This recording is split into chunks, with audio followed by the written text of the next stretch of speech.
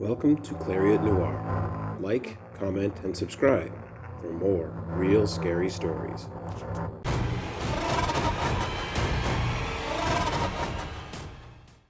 She used to take me to the Black River running through the gorge. When I saw others fishing, she shook her head before I could ask her why we never fished. There's more than fish in the Black River, girl. If the conditions are right, if the mist is low on the water, and if it's not too windy, you can see them down there. See what down there? She shrugged. I don't know. Lost souls, maybe. Something worse. Better to let them be. I asked her why she brought me to the shore where evil things might be, and she said, if we give up the shore, the rotted will take up residence, and then there will be a new shore. They'll be at your door before you know it. Don't give up the shore. You understand? And I didn't. She walked on along the bank of the river before I could ask any more questions.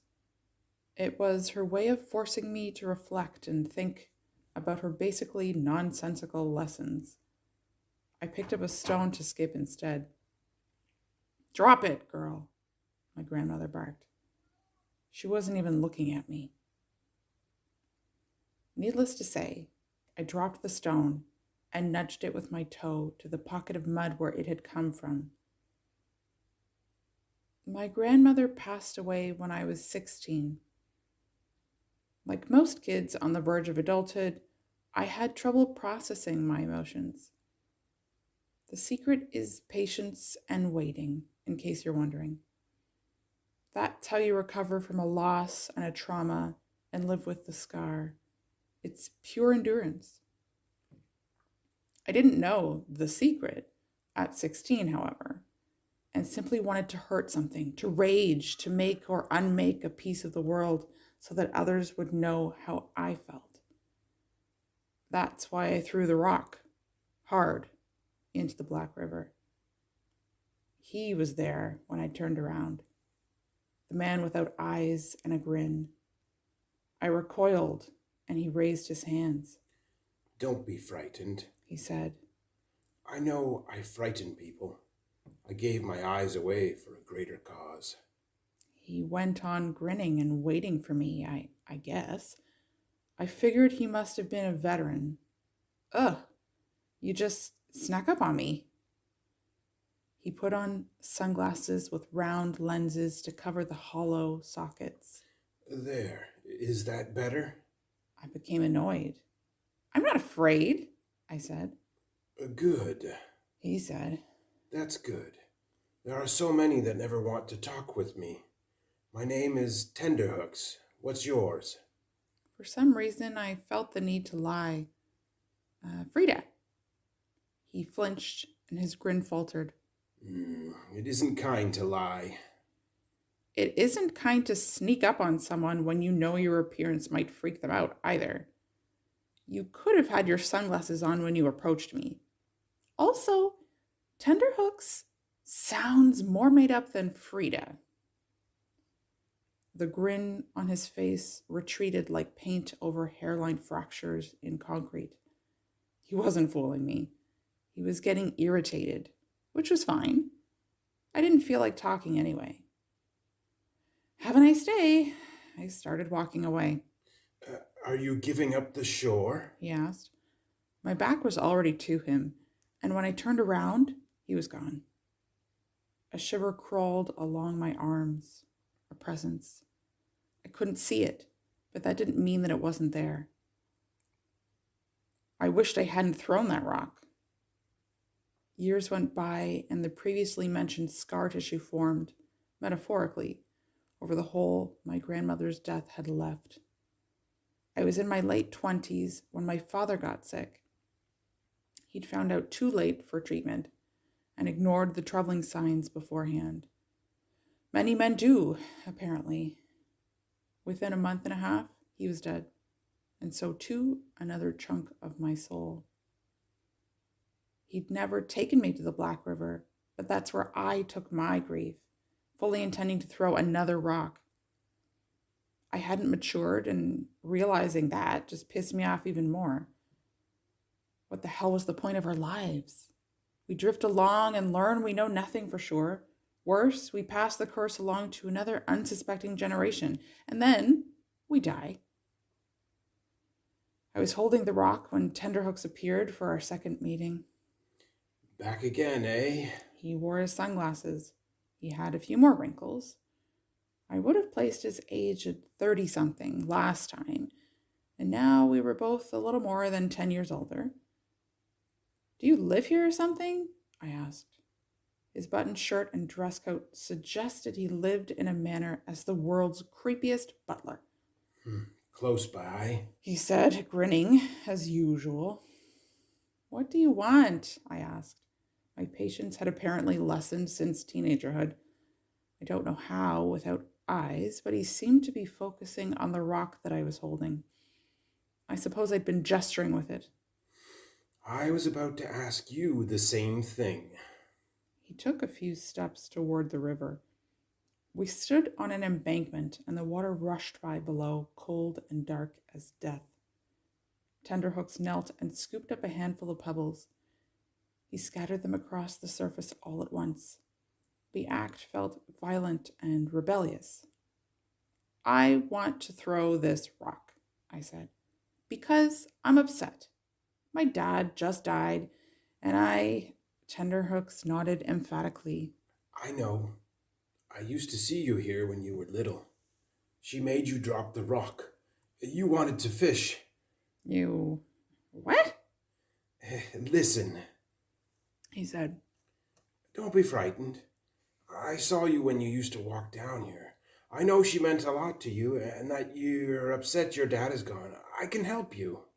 For a long moment, I could only hear the river and the wind hissing through the remnant leaves of November. His grin returned, and he folded his gloved hands across his stomach. We waited. I broke first. Look, I don't know you. I don't know what you want. And frankly, you're creeping me out. I propose a solution to your problem, he said. I can help you with your grief. Like a therapist or something? I'm sure he could hear me carefully stepping away. He squawked, and it took a moment to understand that was how he laughed. Much better than that, he said, and he took a deliberate step my way. I had stupidly put myself between him and the river. Drugs? He shook his head, and he kept moving closer. The rock in my hand had changed its purpose. No, better, he said. How does tossing that rock, all the rocks you want, sound? Suddenly, I was listening. Still uncomfortable. It wouldn't cost you much, he said, opening his coat. Inside, hanging from loops, were various metal tools that were the opposite of friendly. I lifted the rock to my ready defense. He raised his open hands. Hear me out. He stopped moving, which was good because I intended to split his scalp on the next step. I am a collector. No doubt you have a memorial on your body to your beloved grandmother, etched in ink on your body. His assumption hung between us until I nodded. I had a tattoo between my breasts, 2 eyeballs looking in opposite directions, and an upside-down cross seemingly dripping from their center. My grandmother was ever observant. She seemed to have an eye in the back of her head. The upside-down cross was my own addition. I added it on a whim. I got the tattoo after she had died, and I wanted to show the universe, to God, I suppose, that I thought it was an asshole for death, for giving and for taking away. This will be hard to explain, he said, finally ceasing his advance. But I am a purveyor of tattoos and the skin that bears them. Back off, I threatened with the rock. He did as asked. From his coat, he produced a rolled satchel, which he swiftly unfurled over the rocky ground. There were sharp and shiny instruments and more, medical equipment and syringes neatly organized. Imagine what an insane surgeon turned serial killer would carry. I dropped the rock and I started to run. The uneven shore caught and twisted my ankle, and I went down hard. So much for a hasty exit. Of course, Tenterhooks had no eyes, so I'm not sure he could fully ascertain the situation. I have a gun. I just barely swerved the obvious lie from question to statement, scrabbling like a crab awkwardly over the stones. You can go, He said. I won't try to stop you, and I'm sorry if I scared you. That was not my intention. I rose and I tried a little weight on my ankle and gasped from the intensity of the injury. I thought it might be fractured. Tenterhooks seemed to read my mind. If I may, He said. I am a trained doctor. The way he said it didn't seem weird at the moment. In retrospect, however, I thought he might have tried to become a doctor, but it hadn't worked out. He came over slowly and reached for my leg. I grasped another rock while he felt and eventually rotated the ankle. Just pulled muscles. Nothing to worry about. Ice it when you get home. Keep it elevated. He stood up and backed away. As for my offer, it stands. I remove the tattoo and a few layers of the skin before applying the parchment to pigskin and placing the whole thing in a jar of preservatives. Then I remove any remaining traces of ink still on the body with a laser. Why? The grin. Just a collection I'm building. But you said... I could try to convince you, but really it comes down to your temporary trust. You will not be troubled after for your loss. I promise that. I swear to that. Tenterhooks covered his heart as he swore to me. I wanted relief. I wanted to be free of grief. I needed freedom. I didn't understand the cost. Tenterhooks guided me to my feet and escorted me to a shack within a copse of trees close to the river. There was no floor in the shack unless dirt counted, and that had sprouted an abundance of mushrooms. We went up to a second floor and a room with an operating table made out of a bench. This is fucked up, I think I said. It is indeed rudimentary, He said. I somehow lay down anyway, and he began to work, removing my shirt and administrating what I thought was a local anesthetic while I gazed through a grimy, slightly translucent curtain. The first cut, however, revealed the operation would not be painless at all. I tried to protest, but my mouth wouldn't work. I could move my eyes a little, but nothing else. Tenterhooks had paralyzed me. He came into view, empty sockets somehow examining me. I am sorry about the discomfort. His smile suggested a false apology. The pain is necessary, you see. Imagine you're condensing all the dull regrets and feelings of loss into a few moments. A narrow tongue licked his lips in anticipation of the bloody deed. It was like he was about to savor a meal. I couldn't see the tools, but I sure as hell felt the pierce and pull of hooks, the fine slicing of a scalpel, and possibly a spatula lifting my skin like lasagna. I couldn't even scream. I moaned and I cried while he shushed me and offered discomforting updates. I'm stretching the skin. Now I'm drawing a line for excision. You're going to feel a sharp pain for a second. I gasped and spittle ran down my face. He simply left when it was over. No farewells or assurances.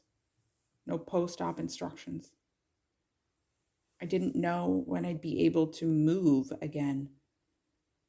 The answer was dusk. By then, feeling had slowly come back to me. I felt the bare space between my breasts before I saw the tattoo, her memorial, had indeed been taken. He'd cleaned up the blood, but left the rags that he'd done it with in a pile in the corner.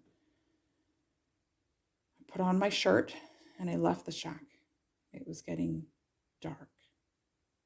I walked back along the shore. I threw a rock. I threw 3. And I threw them without hesitation or remorse. The exchange had been made. He had been true to his word, and I wanted to regret it. I missed the grief like it was the skin itself, but no more than that. I threw more rocks, and I smiled. I left soon after and surrendered the shore. I tell you this story, AP Clariot, because I saw your previous one regarding a man obsessed with skin. And that was some time ago. If it isn't the same person, well, I really do wonder how there could be more people obsessed with taking bits of skin like this. I don't care about my grandmother anymore. I'm thinking of getting a tattoo in memory of my dad.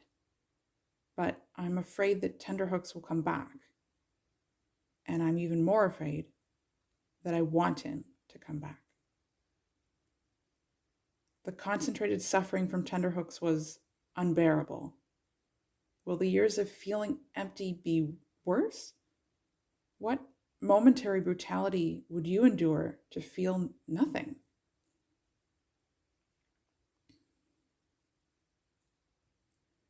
This work, the tattoo in question, can be found for purchase at the link below. Images and video footage provided by Ryan Tattoos Chicago of Inkwell Art. Apparently, the man with no eyes sells them in jars of preservatives. The works are beautiful and haunting and make for an excellent conversation piece. Additionally, they are said to bring the intention of the original tattoo host to whoever possesses it. Check it out at the links below and here.